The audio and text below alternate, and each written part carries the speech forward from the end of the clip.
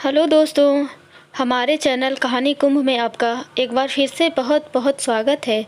तो चलिए हम आज की कहानी शुरू करते हैं। आज की कहानी है पापा की लाडली और सौतेली बहन की खुशी के लिए मेघा ने क्या किया। अरे संभल कर बेटा, मेट्रो में तेजी से चढ़ती प्रतिभा के धक्के से आहत बुजुर्ग महिला बोली। प्रतिभा जल्दी में आगे बढ़ गई। बुजुर्ग महिला को यह बात अखर गई। वे उसके करीब जाकर बोली, बेटा चाहे कितनी भी जल्दी हो पर कभी शिष्टाचार नहीं भूलने चाहिए। तुमने एक तो मुझे धक्का मारकर मेरा चश्मा गिरा दिया, ऊपर से मेरे कहने के बावजूद मुझसे माफ़ी मांगने के बजाय आंखें दिखा रही हो। अब तो प्रतिभा ने उन्हें और भी ज़्यादा गुस्से से देखा। मैं जानती हूँ प्रतिभा को गुस्सा बहुत जल्दी आता है, इसमें उसकी कोई गलती नहीं। वह घर की इकलौती लाडली बेटी है, गजब की खूबसूरत और होशियार भी। वह जल्दी नाराज़ होती है तो सामान्य भी तुरंत हो जाती है। उसे किसी की टोका टोकी या ज़ोर से बोलना पसंद नहीं। इसके अलावा उसे किसी से हारना या पीछे रहना भी नहीं भाता। जो चाहती उसे पाकर रहती। मैं उसे अच्छी तरह समझती हूँ, इसलिए सदैव उसके पीछे रहती हूँ। आगे चलने या रास्ते में आने का प्रयास नहीं करती। मुझे ज़िंदगी ने भी कुछ ऐसा ही बनाया है। बचपन में अपनी माँ को खो दिया था। पिता ने दूसरी शादी कर ली। सौतेली माँ को मैं बिल्कुल नहीं भाती थी। मैं दिखने में भी खूबसूरत नहीं। एक ही उम्र की होने के बावजूद मुझ में और प्रतिभा में दिन रात का अंतर है। वह दूध सी सफ़ेद, खूबसूरत, नाजुक, बड़ी बड़ी आँखों वाली, और मैं साधारण सी हर चीज़ में औसत हूँ। जाहिर है पापा की लाडली भी प्रतिभा ही थी। मेरे प्रति तो वे केवल अपनी जिम्मेदारी ही निभा रहे थे, पर मैंने बचपन से ही अपनी परिस्थितियों से समझौता करना सीख लिया था। मुझे किसी की कोई बात बुरी नहीं लगती, सबकी परवाह करती, पर इस बात की परवाह कभी नहीं करती कि मेरे साथ कौन कैसा व्यवहार कर रहा है। ज़िंदगी जीने का एक अलग ही तरीका था मेरा। शायद यही वजह थी कि प्रतिभा मुझसे बहुत खुश रहती। मैं अक्सर उसकी सुरक्षा कवच बनकर खड़ी रहती। आज भी ऐसा ही हुआ। प्रतिभा को बचाने के लिए मैं सामने आ गई। नहीं नहीं आंटी जी, आप बिल्कुल उसे कुछ मत कहिए। प्रतिभा ने आपको देखा नहीं था, वह जल्दी में थी। उसकी तरफ से मैं आपसे माफ़ी मांगती हूँ। प्लीज़ माफ़ कर दीजिए। बेटा जब गलती तूने की ही नहीं तो माफ़ी क्यों मांग रही है? तूने तो उल्टा मुझे मेरा गिरा चश्मा उठा कर दिया। तेरे जैसी बच्चियों की वजह से ही दुनिया में बुजुर्गों के प्रति सम्मान बाकी है, वरना इसके जैसी लड़कियां तो। मेरे जैसी से क्या मतलब है आपका? ओल्ड लेडी, गले ही पड़ गई हो। बुजुर्ग महिला को झिझकती हुई प्रतिभा आगे बढ़ गई। मुझे प्रतिभा की यह बात बहुत बुरी लगी। मैंने बुजुर्ग महिला को सहारा देते हुए खाली पड़ी सीट पर बैठाया और उन्हें चश्मा पहनाकर प्रतिभा के पास लौटाई। हम दोनों जल्दी जल्दी घर पहुँचे। प्रतिभा का मूड ऑफ हो गया था, पर मैं उसे लगातार चीयर अप करने का प्रयास करती रही। मैं सिर्फ प्रतिभा की रक्षक या पीछे चलने वाली सहायिका ही नहीं थी, वरन उसकी सहेली और सबसे बड़ी राजदार भी थी। वह अपने दिल की हर बात सबसे पहले मुझसे ही शेयर करती। मैं उसके प्रेम संबंधों की एकमात्र गवाह थी। उसके बॉयफ्रेंड से मिलने कब जाना है, कैसे इस बात को घर में सबसे छिपाना है और आने जाने का कैसे प्रबंध करना है, इन सब बातों का ख्याल मुझे ही रखना होता था। प्रतिभा का पहला बॉयफ्रेंड 8वीं क्लास में उसके साथ पढ़ने वाला पिंटू था। उसने पीछे पड़कर उसको प्रपोज किया था। उसकी कहानी करीब 4 सालों तक चली। फिर प्रतिभा ने उसे डिच कर दिया। दूसरा बॉयफ्रेंड वर्तमान में भी उसके साथ था, अमीर घर का इकलौता चिराग विजय। प्रतिभा की खूबसूरती से आकर्षित उसने जब प्रपोज किया तो प्रतिभा मना नहीं कर सकी। आज भी दोनों साथ रिश्ता निभा रहे हैं, पर दिल से जुड़े नहीं हैं। बस दोनों के बीच टाइम पास रिलेशनशिप ही है। प्रतिभा की नज़रें किसी और को ही तलाशती रहती हैं। उस दिन हमें अपनी कजिन की शादी में गाजियाबाद जाना था। मम्मी पहले ही बता दी थी कि दोनों बहनें समय पर तैयार हो जाएं। प्रतिभा के लिए पापा बेहद खूबसूरत सिल्वर रंग का गाउन लेकर आए थे, जबकि मैंने अपनी पुरानी रेड ड्रेस निकाली थी। नई ड्रेस प्रतिभा की कमजोरी है, इसी वजह से जब भी पापा प्रतिभा को पार्टी में ले जाना चाहते तो इसी तरह एक नई ड्रेस उसके बेड पर चुपके से रख आते। आज भी प्रतिभा ने नई ड्रेस देखी तो खुशी से उछल पड़ी।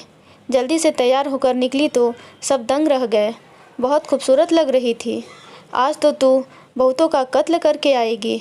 मैंने प्यार से उसे छेड़ा तो वह मुझे बाहों में भरकर बोली, बहुतों का कत्ल करके क्या करना है? मुझे तो बस अपने उसी सपनों के राजकुमार की ख्वाहिश है जिसे देखते ही मेरी नज़रें झपकना भूल जाएं। ज़रूर मिलेगा मैडम, मगर अभी सपनों की दुनिया से ज़रा बाहर निकलिए और पार्टी में चलिए, क्या पता वहीं कोई आपका इंतज़ार कर रहा हो। मैंने उसे छेड़ते हुए कहा तो वह हंस पड़ी। पार्टी में पहुंचकर हम मस्ती करने लगे। करीब 1 घंटा बीत चुका था। अचानक प्रतिभा मेरी बाँह पकड़कर खींचती हुई मुझे अलग ले गई और कानों में फुसफुसा कर बोली, मेघा, वह देखो सामने, ब्लू सूट पहने मेरे सपनों का राजकुमार खड़ा है। मुझे तो बस इसी से शादी करनी है। मैं खुशी से उछल पड़ी। सच? तो क्या तेरी तलाश पूरी हुई? हाँ, प्रतिभा ने शर्माते हुए कहा। सामने खड़ा नौजवान वाकई बहुत हैंडसम और खुशमिजाज लग रहा था। मैंने कहा, मुझे तेरी पसंद पर नाज है प्रतिभा। मैं पता लगाती हूँ कि यह है कौन। वैसे तब तक तुझे उससे दोस्ती करने का प्रयास करना चाहिए। वह रुआंसी होकर बोली, यार यही तो समस्या है। वह पहला लड़का है जो मुझे भाव नहीं दे रहा। मैंने 1-2 बार प्रयास किया पर वह अपने घर वालों में ही व्यस्त है। यार कुछ लड़के शर्मीले होते हैं। हो सकता है वह दूसरे लड़कों की तरह बोल्ड ना हो जो पहली मुलाकात में ही दोस्ती के लिए उतावले हो उठते हों। यार तभी तो यह लड़का मुझे और भी ज़्यादा पसंद आ रहा है। दिल कर रहा है कि किसी भी तरह यह मेरा बन जाए। तू फिक्र मत कर, मैं इसके बारे में सारी बात पता करती हूँ, सारी कुंडली निकलवा लूँगी। मैंने उस लड़के की तरफ देखते हुए कहा। जल्द ही कोशिश करके मैंने उस लड़के से जुड़ी काफ़ी जानकारी इकट्ठा कर ली। वह हमारी कजिन के फ्रेंड का भाई है। उसका नाम विराज है। वह कहाँ काम करता है, कहाँ रहता है, क्या पसंद है, घर में कौन कौन है, जैसी बातें मैंने प्रतिभा को बता दी। प्रतिभा ने फेसबुक, लिंक्डइन जैसी सोशल मीडिया साइट्स पर जाकर उस लड़के के बारे में और भी जानकारी ले ली। उसने फेसबुक पर विराज को फ्रेंड रिक्वेस्ट भी भेजी पर उसने स्वीकार नहीं की। अब तो मैं अक्सर देखती कि प्रतिभा उस लड़के के ही ख्यालों में खोई रहती है। उसकी तस्वीरें देखती रहती है या उसकी डिटेल्स ढूंढ रही होती है। मुझे समझ में आ गया कि उसको उस लड़के से वास्तव में प्यार हो गया है। एक दिन मैंने यह बात पापा को बता दी और आग्रह किया कि वे उस लड़के के घर प्रतिभा का रिश्ता लेकर जाएं। पापा ने उसके परिवार वालों से बात चलाई तो पता चला कि वे लोग भी विराज के लिए लड़की ढूंढ रहे हैं। पापा ने अपनी तरफ से प्रतिभा के लिए उन्हें प्रपोजल दिया। रविवार के दिन विराज और उसके परिवार वाले प्रतिभा को देखने आने वाले थे। प्रतिभा बहुत खुश थी।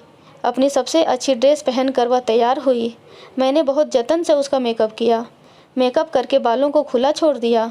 वह बेहद खूबसूरत लग रही थी। मगर आज पहली दफ़ा प्रतिभा मुझे नर्वस दिखाई दे रही थी। जब प्रतिभा को उनके सामने लाया गया तो विराज और उसकी माँ एकटक उसे देखते रह गए। मैं भी पास ही खड़ी थी।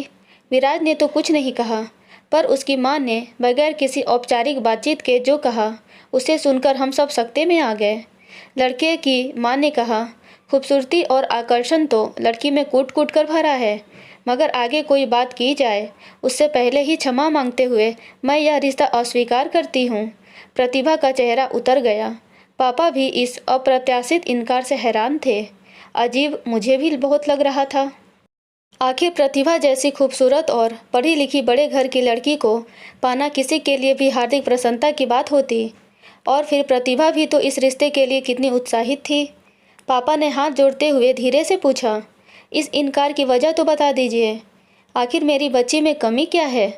लड़के की माँ ने बात बदली और मेरी तरफ इशारा करते हुए कहा, मुझे यह लड़की पसंद है। यदि आप चाहें तो मैं इसे अपनी बहू बनाना पसंद करूँगी। आप घर में बात करके जब चाहें अपना जवाब दे देना। पापा ने उम्मीद के साथ विराज की ओर देखा तो वह भी हाथ जोड़ता हुआ बोला, अंकल, जैसा मम्मी कह रही हैं मेरा जवाब भी वही है। मैं भी चाहूँगा कि मेघा जैसी लड़की ही मेरी जीवन साथी बने। प्रतिभा रोती हुई अंदर भाग गई। मैं भी उसके पीछे पीछे अंदर चली गई। उन्हें विदा कर मम्मी पापा भी जल्दी से प्रतिभा के कमरे में आ गए, मगर वह किसी से भी बात करने को तैयार नहीं थी। रोती हुई बोली, प्लीज़ आप लोग बाहर जाएं, मैं अभी अकेला रहना चाहती हूँ। हम सब बाहर आ गए। इस समय मेरी स्थिति अजीब हो रही थी।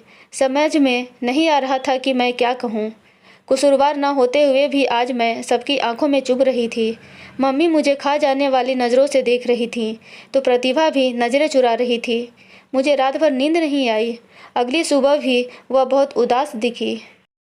उसकी नज़रों में दोषी मैं ही थी और यह बात सहन करना मेरे लिए बहुत कठिन था। मैंने तय किया कि मैं विराज के घर वालों के इनकार की वजह जानकर रहूँगी। प्रतिभा मुझसे लाख गुना ज़्यादा खूबसूरत और स्मार्ट है, होशियार है, फिर उसे छोड़कर उन्होंने मुझे ही क्यों चुना? मैं तो कुछ भी नहीं। बात की तह तक पहुँचने का फैसला कर मैं विराज के घर पहुँच गई। बहुत आलीशान और खूबसूरत घर था उनका। नौकर ने दरवाज़ा खोला और मुझे अंदर आने को कहा। घर बहुत करीने से सजा था। मैं ड्राइंग रूम का जायज़ा ले रही थी कि तभी बगल के कमरे से चश्मा पोंछती बुजुर्ग महिला निकली। मुझे उन्हें पहचानने में एक पल भी नहीं लगा। यह तो मेट्रो वाली वही बुजुर्ग महिला थी जिनका चश्मा कुछ दिन पहले प्रतिभा ने गिरा दिया था। मैंने उन्हें चश्मा उठा कर दिया था। मुझे सहसा सारी बात समझ में आने लगी कि क्यों प्रतिभा को रिजेक्ट कर उन्होंने मुझे चुना। सामने से विराज की माँ निकली। मुस्कुराती हुई बोली, बेटा, मैं समझ सकती हूँ कि तू क्या पूछने आई है। शायद तुझे अपने सवाल का जवाब मिल भी गया होगा। दरअसल उस दिन मेट्रो में मैं भी वहीं थी और सब कुछ अपनी नज़रों से देखा था। खूबसूरती, रंग रूप, धन, इन सबसे ऊपर एक चीज़ होती है और वह है संस्कार। हमें एक सभ्य और व्यवहार कुशल बहू चाहिए, बिल्कुल तुम्हारे जैसी। मैंने आगे बढ़कर दोनों के पांव छूने चाहे पर अम्मा जी ने मुझे गले से लगा लिया।